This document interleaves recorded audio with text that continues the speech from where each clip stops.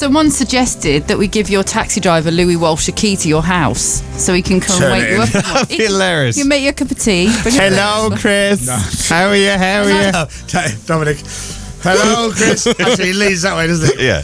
He leans to my his driver left. in the morning leans to the left when he drives. It's to his left. It's kind of really weird. It's good on roundabouts. It doesn't show up so much. Yeah. It's like he's in the passenger seat of the car next to us, but driving the car I'm in. The first time, because he used to drive me a long time ago, I thought he was reading a magazine that was on the passenger seat while he was driving along the M1. Other passenger seat. Right. I wonder if he's ever been a motorcyclist. Or maybe done motorcycle and sidecar racing. He leans into corners. It's not the worst driver I ever had. The worst driver I've had. I think I had him again the other day. I had to take a trip during the day to do some work thing, and he's the guy who used to make this noise. Like that. Oh.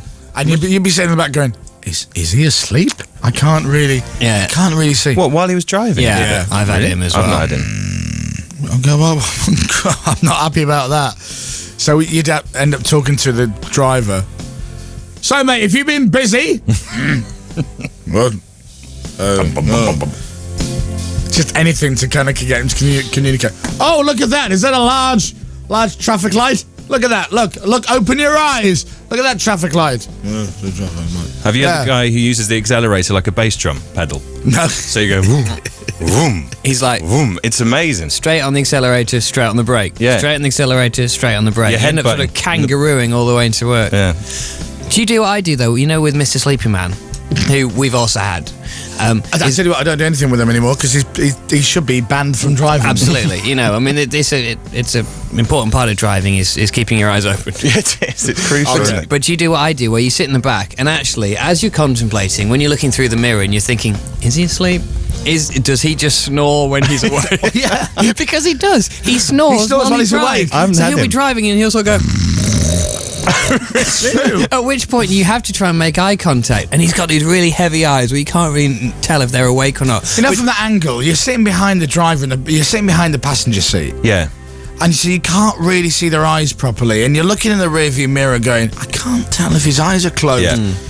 We just took a left at the traffic lights. I mean, you can't do that if your eyes are closed, unless he's the best blind driver in the world. But I always work out what I would do. If I decided that he was asleep and we were heading for, you know, disaster, a wall or a roundabout or a bus or something, I work out exactly what I would do. And I sort of plan the fact that I would hop over through the middle of the seat and pull the handbrake and then try and jump on his lap and then steer us to safety. In other news this morning, a man in London did a handbrake turn into the side of a bus.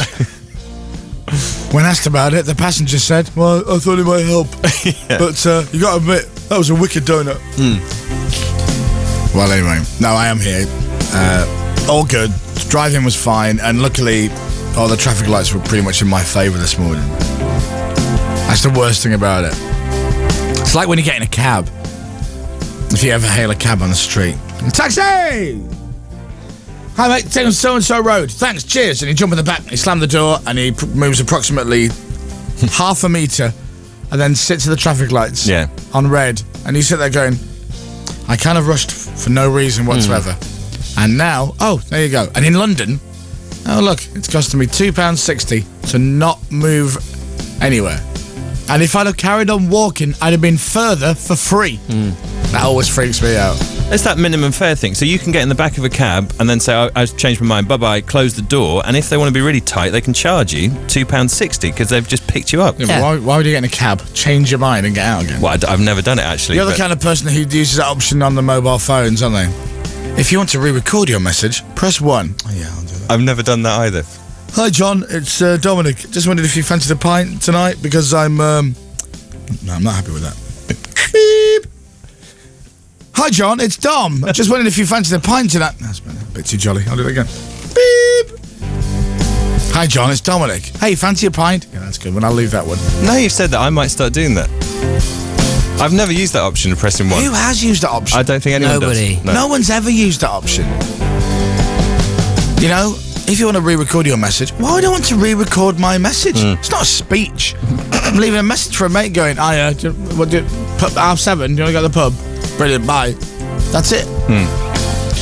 I told you the one thing that they should invent on mobile phones is that option of, if I want to ring you, Dominic, and I know you're doing Newsbeat, but I've got to ring you and leave you a message, I can either wait 15 minutes to ring you and speak to you, or I'm going to ring your phone knowing you won't answer.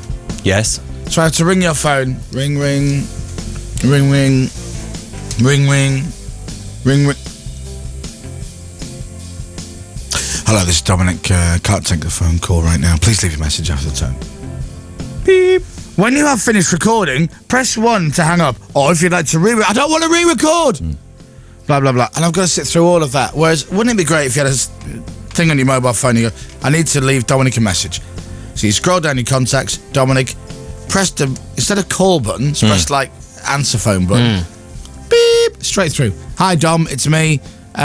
We'll meet at 7 instead of 6:30. All right, bye. Bleep. Rather than have to sit through That's a good idea. thing. I know, it's a great idea. Do you find, when there's people that you should really ring back and you feel guilty because you haven't rung them back? Yeah. And then so you do ring them back, but when the answer machine comes on, actually you're really pleased because you couldn't really be bothered to talk to them anyway. Do you still leave a message? Yeah. Because then I've done my bit. Do you overcompensate on the message so they don't think, I'll ring him back? Yeah, because I try and get it all out, but I'm secretly quite, well, not so secret, I've just said it, but quite pleased when the answer machine comes in, because you couldn't really be bothered. Everyone's going to know now that you can't really be asked to talk to them. No, they don't know who I'm talking about. You leave insincere messages, is what you're saying. Do you screen calls at home? No. Do you screen calls at home? No. Yes, you do. Do you screen calls at home? Sometimes. Right, I thought so. Do you remember when you had a conversation with a woman for about 3 minutes? You didn't know who she was. Was she called Anne? No, she was called Christine. Right. And I thought that it was Jane's Auntie Christine from up north. Right. But it wasn't her. No. And I did think at the time, I thought it doesn't sound anything like you, right? Because... Yeah. And so I was having this conversation, and then halfway through, like after about 2 or 3 minutes, she goes, "Oh, well, tell Anne I called." And I thought, who's Anne? And then I realised that she was nothing to do with me, and I'd just been having this conversation. I love this story. Yeah. I didn't really know how to get out of it. Because at that point, you can't say you've got the wrong number when you've been talking to them for 2 or 3 minutes. So I just panicked and hung the phone up.